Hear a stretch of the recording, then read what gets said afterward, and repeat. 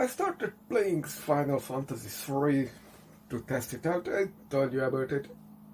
Now, I don't have the music and stuff here because, well, I tried the screen recording, but it did not work with the program. It sometimes happens. That's why I used my mobile phone. Yeah, that kind of footage will always be here. And I started a new campaign with a specific agenda to play the game with one active character.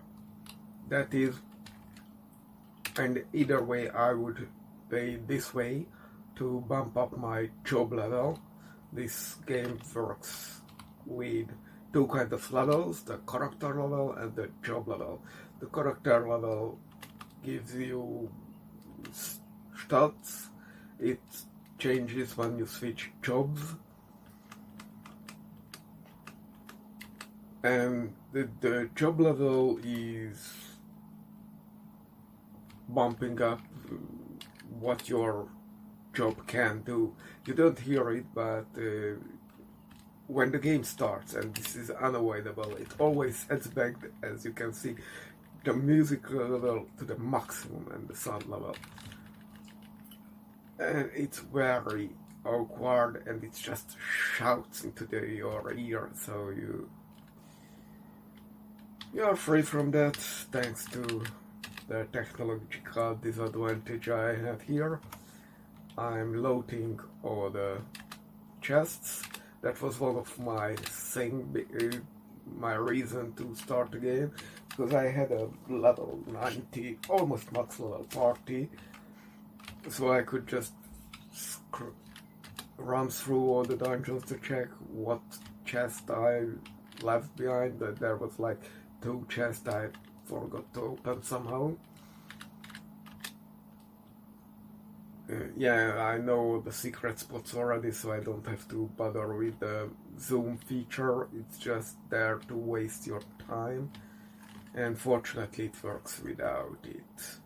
So the point is, I'm standing guarding that raises your defense, and so you have a chance that this goblin don't even will cause any damage, especially since you have the shield. The shield is also good to avoid the poison condition. In this game, practically nothing gives you protection against all kinds of conditions. There is death, paralysis, petrification, confusion, poison, blindness, muted, and probably a couple of others. Except there is the rune gloves, which also gives, and the one endgame equipment, the ribbon. It's a headgear stuff. At this point I don't even care for the enemy types. You could collect all the bestiary, that was an achievement, but I already have that. I only care about the chests. I show you this because most people just go for character level. That's not really efficient. It needs a lot of healing, and it gets you in all kinds of trouble with your health, because you get health when your character levels up in a character level, and the amount of health you get at the level up depends on your current job. So for example, this freelancer always gets a minuscule amount of extra HP, but if you are a monk, and especially a black belt, these 2 classes will be primary, which I will use. Those who gives you a larger boost. The maximum HP is 9999, 9999. Yeah, here I thought I will just open the chest and grab whatever is in there, but oh well, I still have enough HP. It will be very tight. Usually it's not this tight. I easily get to the healing pool on the right, but this time I remember I only had like 1 HP left when I got there. It was really, that's why I don't even open that chest.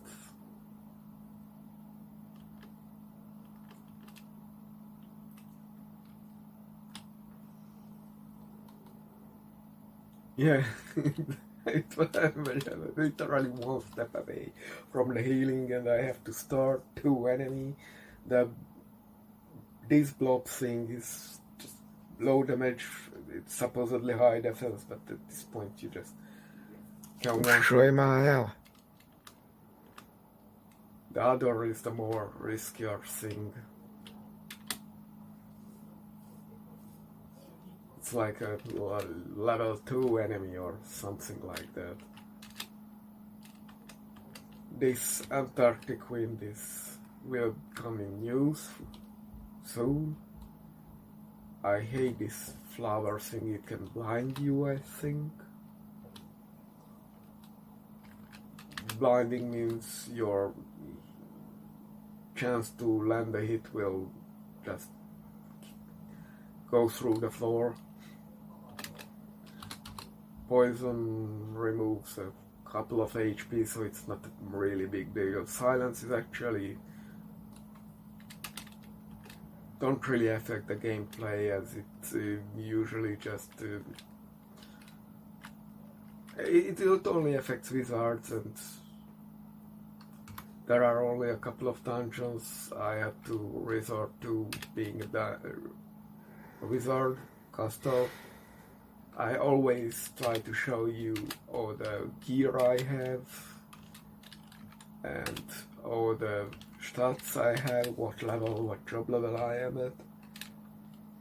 I will grind up to level 99 with the jobs that I use, because that's sure it takes a couple of hours, like 3 or 4 hours per job, but it's way easier and more efficient than bumping up the character level. This is the first boss, so to say, the dungeon boss, and you can do it doing 5 turns. That's when you get a job level up here. And for that you should use the 2 Antarctic wind you find and hit it once with your weapon, and before you hit it with your weapon you should guard yourself twice. So by the way, don't really need to bother with the line system. You can be in the front and in the back row. I never use those, except when I fought the Iron Giants. That hits infinitely hard. That's the post-game super boss.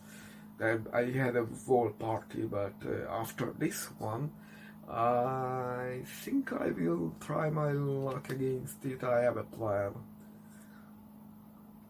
Actually, it's very straightforward. Anyone could have guessed it out. It's not really a big planning thing.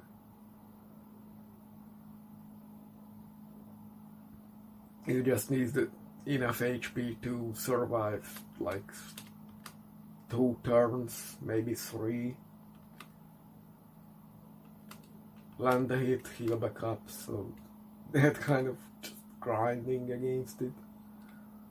Of course, there is the limit, the item limit, that you only can have 99 of any item, and there is only 1 item that can heal you up.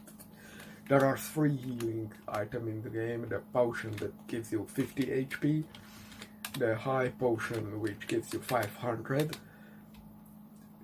and elixir that heals you to the max.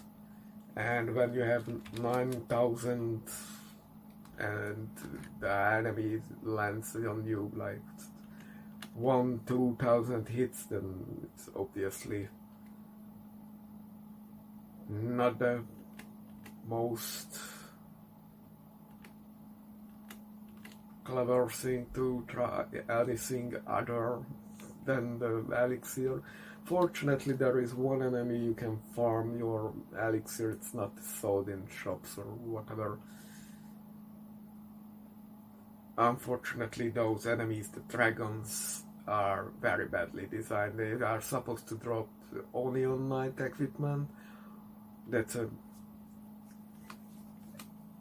absolutely endgame class which gets all its stats maxed out. It can cast spells as well as use weapons, like it can do like everything, but until level 99 it's just trash. Yeah, that was the first real boss. You have to get to 4 crystals during the game. This is a dragon, but we will run from it.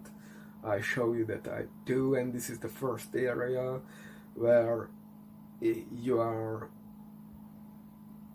can turn to stone. That's one of the most annoying conditions, and as I don't, a monk and black belt can't use shields. They are just vulnerable to it, but they are so DPS, so very DPS, that it is just still more efficient to not bother with getting a knight or warrior to get involved. It would be just a waste of time grinding up those levels, job levels. You are just so DPS, you just steamroll through the dungeons. Anyway, and sure, you sometimes have to start from the beginning because you get petrified. Oh well, that's life.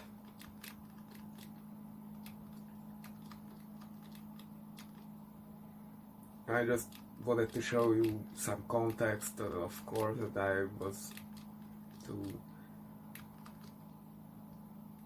make better cuts, but actually the current stuff that I use to cut the videos, what the fuck it calls itself, CapCut video editor, it's trash. So I think I will rob the internet for something, because this gets way out of hand.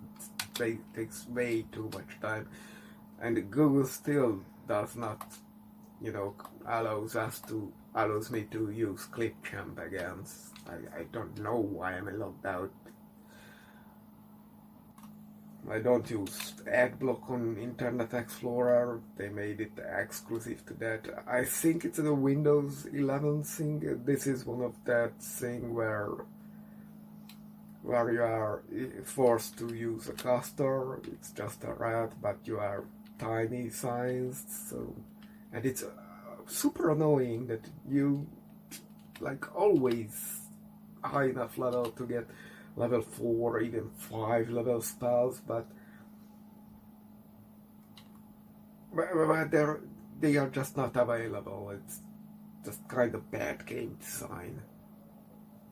It's usually not anything to be bothered with. The characters always are shown to be there alive, but while they are fainted, so to say, really just annoying. And in this dungeon, I'm a black mage, and I don't even have the teleport spell or anything to help me out, so I just have to walk out. And I wanted to show you that yes, you go in, you are risked at dying, and there is the boss, and then you still have to walk back to the waypoint where you can save again.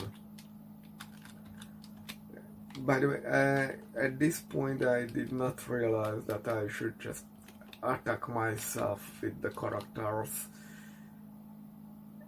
Really, then they will kill themselves. But you see, I don't let them participate. They still get some levels, but they are still remaining. I think I ended up with the party members at level 17, while I was, the the character I used was like level 80 when I beaten the boss. Yeah, spoiler ahead. And these are kind of good enemies. These low poly 3D models are kind of okay. Baldur's Gate had some similar stuff, or reminds me of Little Big Adventure. These are fine. It doesn't allow, too much innovation or anything crazy like the 2D games back then, or probably the modern games. But it's fine, and kind of cozy playing these turn-based games. I wish there were a slightly better variety with the enemies, but when you are going for the achievement to fight every monster, then good sides, bad sides, everything has them. And I hate these extra NPCs. They don't, at least they don't take space from you, from your team, but they are too unpredictable, and they always have these tedious long animations.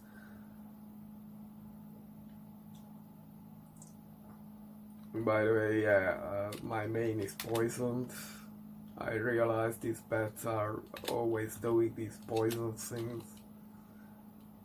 And yeah, you should carry around a bunch of antidotes. Only the white mage can cure some later classes, but at that point, who cares?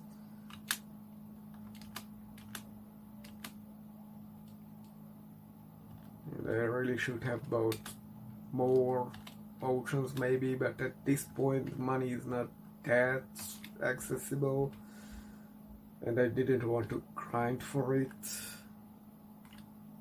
And then there is the high potion either way, so I'm safe.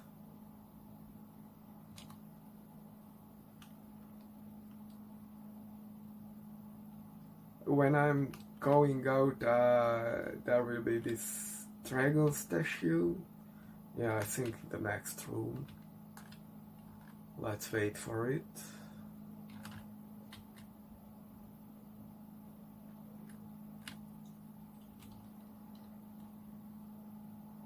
I don't know what these hedgehogs are.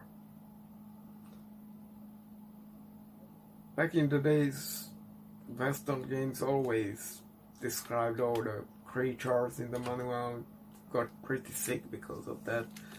And it was fun to read through. Here they just are. They don't really explain it or anything. Here I forgot to put in the dragon's eye, but I cut the recording for this segment pretty soon, so doesn't really matter. The only thing that it affects that the ship that you saw in the overworld will be sailed beyond access until you report your success to the Vikings. Yeah, for reasons this cave is the Vikings' cove. You get a ship from them. Here, this dungeon is, sometimes I had to use some white mage spell, but it really doesn't affect anything. You just go to the place where you have to minimize or turn into a toad.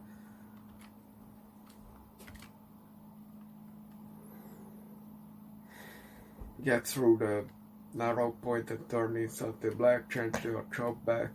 And this dungeon is fire themed, and as far as I can tell, everybody says this thing has no weakness, but I always found that ice spells worked best here. Even here I don't need that. It's funny that the silence spell, muted, it makes you being crunched like you are hurt or broke your leg or something, but no, it's just you can't speak. Who cares? I'm just Bruce Lee through everything. It's crazy how strong the unarmed damage is. And I didn't even think about the using abilities, and for a long while I didn't have to. But either way, the freelancer doesn't have ability. The white mage can cast, white spells. The black mage can do the damaging spells. That's what you want. The white mage is the healer. It has a couple of damaging spells, but you barely have the chance to use them. This is an interesting boss because, I was so happy that I saw my team in this cutscene is still turned into Toad. Not like here. This is the cutscene part. That's the you know what I'm talking about. Either way, this boss turns into a shadow, and still no teleporting. I had to walk back.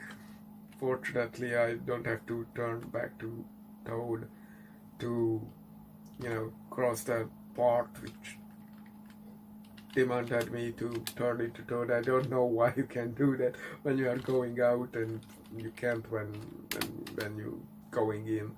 It's just silly. This is why I can't get out. I try to teleport, but you just don't get the charges, mana points back. Sometimes you do, sometimes you don't. I don't really understand the system, but I stopped trying after a while to change all the shit. I forgot here that it's a level 2, not level 3 spell. Doesn't fucking matter.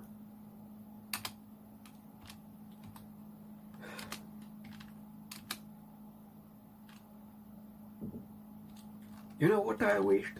I always wished here that I could talk with the toads when I'm in toad form. And the game, the developers didn't think about that. That could have been a really fun Easter egg thing to do. I didn't expect anything, quests or items. No, I just talking to them and not just croaking around. Could have been great. I'm here trying to find the item that can bring me out, but that's still not available. Not in shops, not in anywhere. So I just cut the recording here or not.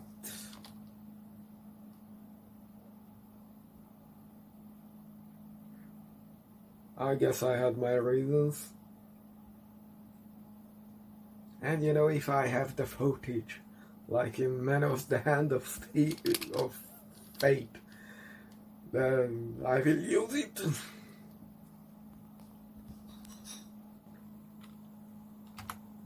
Okay, so this is the next boss part. It's some kind of salamander that just jumps at you. It's really annoying. You expect to just, okay, I'm here, I'm fine, and some boss just jumps at you. Super annoying, especially that the early bosses, you can see that they are standing on a podium or something.